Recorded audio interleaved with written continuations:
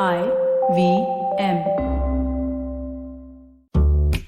Hi, I'm Rohan Joshi, and on my podcast, the show about crypto, I've been having some pretty cool conversations with industry experts about what exactly cryptocurrency is and what makes it so exciting. If you haven't already, please check it out on the IVM Podcasts Network. Now, a quick shout out to my fellow crypto heads. We've got a listener survey going on, which will take not more than 10 minutes of your time to fill out. So please check the link in the description and help me out by filling it up. Don't forget to tune into a show about crypto on the IVM app and wherever you get your podcasts from.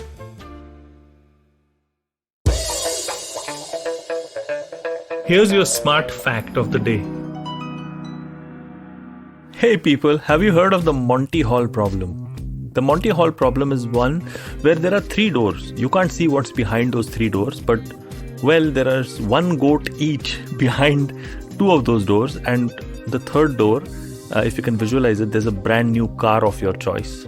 Unfortunately, you can't see which door has the car behind it, right? Now, you were supposed to just choose one out of these three doors, and you choose door number one.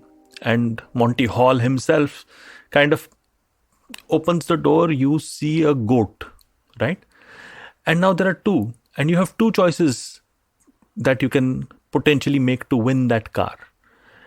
You had originally decided to choose door number 3 as your next choice. Now, with this additional information that door number 1 had a goat behind it, which you can see, should you change your choice from door number 3 to door number 2?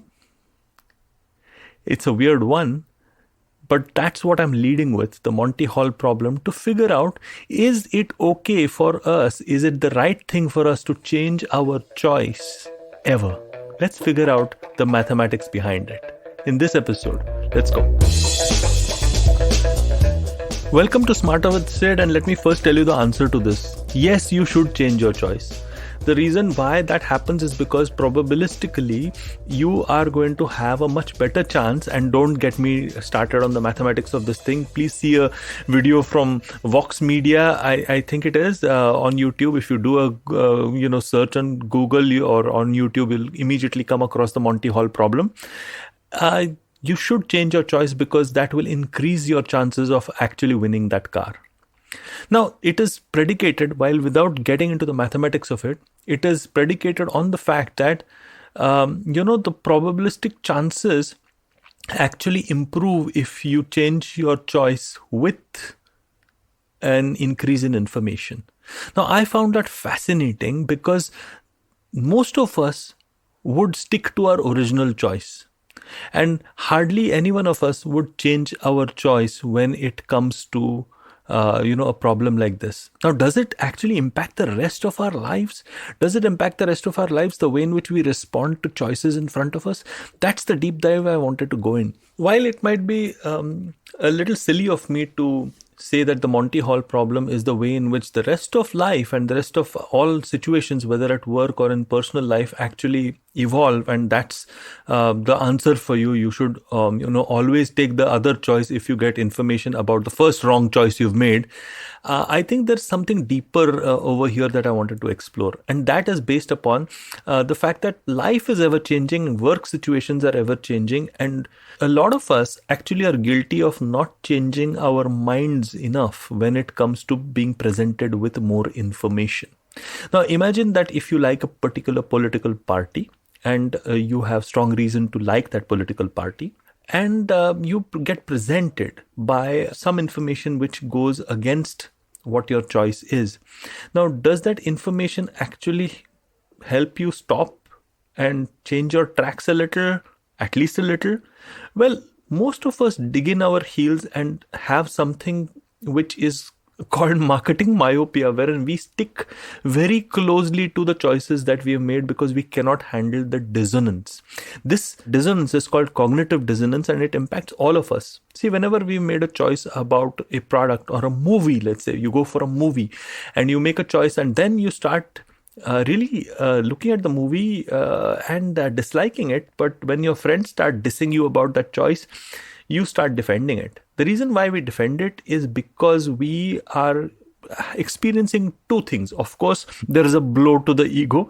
There's a blow to the ego, and you are trying to defend your position on how right you are, because eventually we are connecting our decision making ability and our choices and to our identity, and the ego goes a long way towards playing some of that out. And the second is that we genuinely don't think that it is the choice is any wrong. And the reason is because we have cognitive dissonance.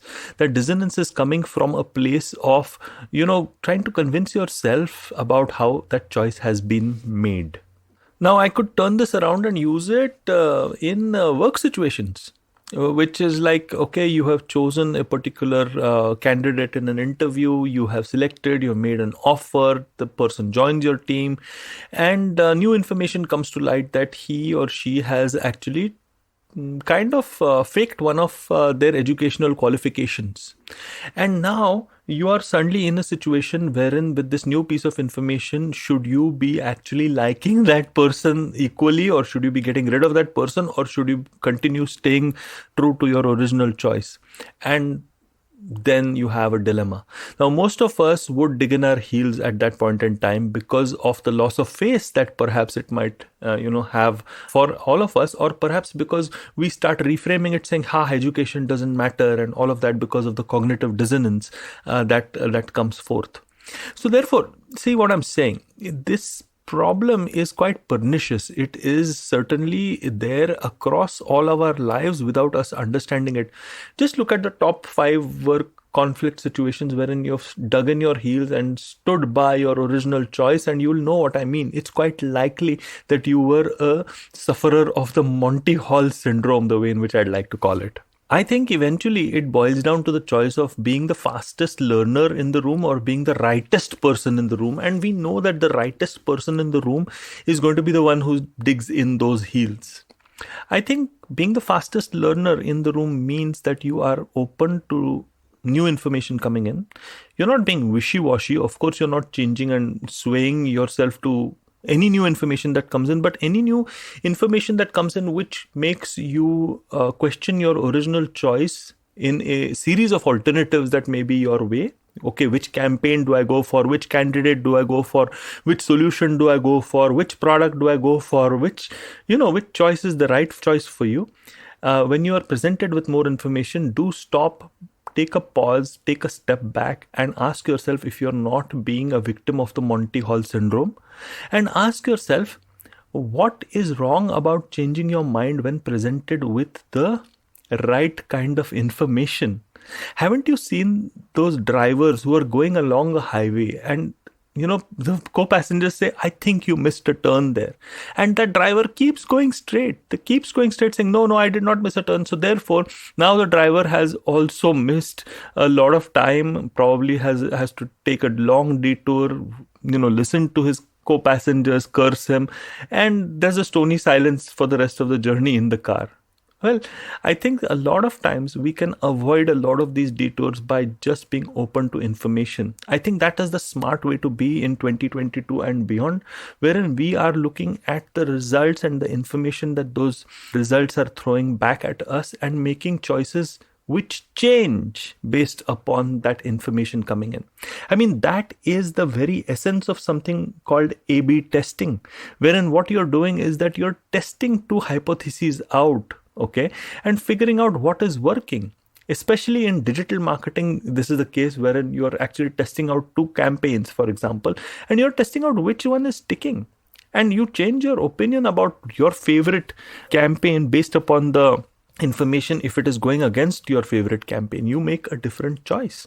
And I think that is how we will probably progress better, not just in our workplace, but the rest of life, by being aware of the fact that when there is fresh information that makes you question your original choice, you should stand corrected a lot of those times and make the choice that you hadn't made in the first place, or make a fresh choice.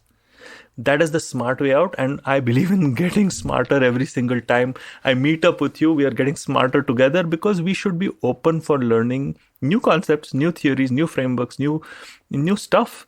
which will make us fire those neurons in our brains much better. I hope you liked this episode of Smarter with Sid. Many more to come from where this came from. I'm the traveling professor, by the way, and you can always hook up with me on LinkedIn or on Instagram. And if you like stuff like this, just check out all the stuff that IVM's got for you. They've got some wonderful, wonderful stuff. And on that happy note then, see you next time.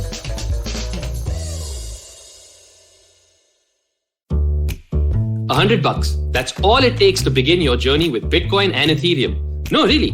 With CoinSwitch, you can start investing in over 100 cryptocurrencies with just 100 rupees. On top of that, there are zero charges for deposits and withdrawals, so you can trade, buy, sell, however and whenever you want. All of this, plus their extremely intuitive interface, makes CoinSwitch the perfect app for beginners in the crypto space. But don't take my word for it. Just download CoinSwitch for free and try it out for yourself. If you'd like more information on cryptocurrencies, tune into A Show About Crypto with me, Rohan Joshi, my new adventure on IVM Podcasts. CoinSwitch, kuch to badlega. Hey everybody, it's been another great week on the IVM Podcast Network. On The Habit Coach, Ashton talks to endocrinologist Dr. Altamash Sheikh. They discuss the various triggers for thyroid diseases and ways to keep our bodies safe from hypothyroidism.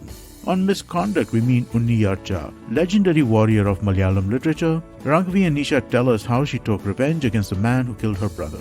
On Press Decode, Sarah Bagda and Prafulla talk about illegal immigrations with reference to the Indian family that died while crossing the US-Canada border. On Ikka Dukka Economy, Abhinav and Dr. Junjunwala discuss the MSP farm law and its repercussions. And on Say No to Drama, Chetna tells us how we can make peace with the bad habits we just can't seem to quit. Also, just one quick announcement for everybody. We would like you to check out the new version of our Android app. It's available on the Play Store. It's a really interesting take on how to listen to podcasts. Do give it a look and let us know what you think. We're open to feedback on all of our social media channels. We're IVM Podcasts on Twitter, Facebook, Instagram, and LinkedIn. Also, do remember, if you're enjoying this show or any of our other shows for that matter, please do tell a friend. Word of mouth really does help. And don't forget to rate us on any of the platforms you're listening to us on. And you can also check us out on YouTube. And we have a number of channels there at ivmpodcast.com/YouTube where you can take a look at them. And finally, we'd like to thank our sponsors this week, Bank of Baroda and CoinSwitch Kuber. Thank you so much for making this possible.